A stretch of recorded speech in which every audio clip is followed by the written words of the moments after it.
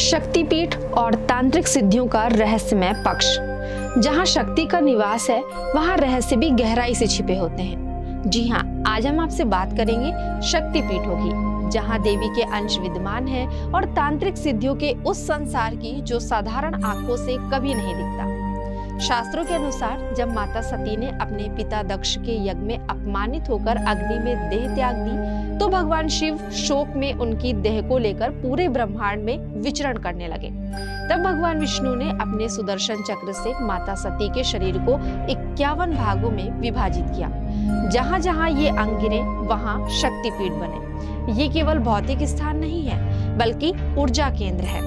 हर शक्तिपीठ में देवी के विशेष रूप की उपासना होती है और वहीं पास में भैरव का स्थान भी होता है, जो इन ऊर्जा स्थलों के रक्षक माने जाते हैं। शक्तिपीठों को ऊर्जा का द्वार कहा जाता है। आधुनिक विज्ञान की भाषा में कहें तो ये स्थान जियोमैग्नेटिक पॉइंट्स हैं, जहां पृथ्वी की चुंबकीय तरंगे अत्यधिक प्रबल होती हैं। इसी कारण साधकों को यहाँ ध्यान और साधना करने पर तीव्र अनुभव होते हैं। तंत्र को अक्सर रहस्यमय और डरावना मान लिया जाता है, लेकिन शास्त्रों में तंत्र को शक्ति का विज्ञान कहा गया है। यह साधना मुख्यतः 2 भागों में विभाजित है।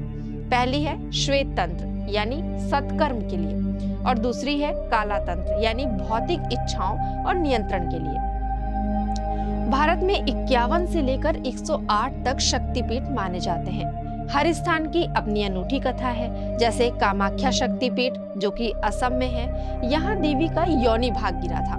यह तांत्रिक साधकों के लिए सबसे प्रमुख स्थल माना जाता है। कहते हैं कि यहाँ की शक्ति इतनी प्रबल है कि अमावस्या की रात को यहाँ साधक अदृश्य हो जाते हैं।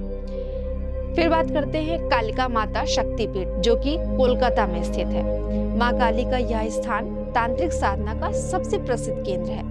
यहाँ के तांत्रिक मानते हैं कि देवी काली स्वयं साधना के दौरान साधक को मार्गदर्शन देती हैं। तीसरा है हिंगलाज शक्तिपीठ, जो कि पाकिस्तान में स्थित है। अत्यंत कठिन पहाड़ी मार्गों के बीच स्थित यह स्थान साधकों की परीक्षा लेता है। कहते हैं कि यहाँ साधना करने वाले को अपनी सीमाओं को पूरी तरह तोड़ना पड़ता है।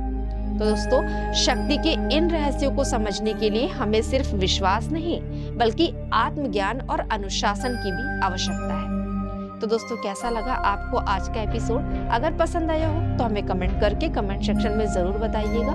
मिलते हैं अपने नेक्स्ट एपिसोड में ऐसे ही कुछ गूढ़ रहस्यों के साथ। तब तक के लिए मैं आप सभी से आज्ञा चाहती हूँ। धन्यवाद।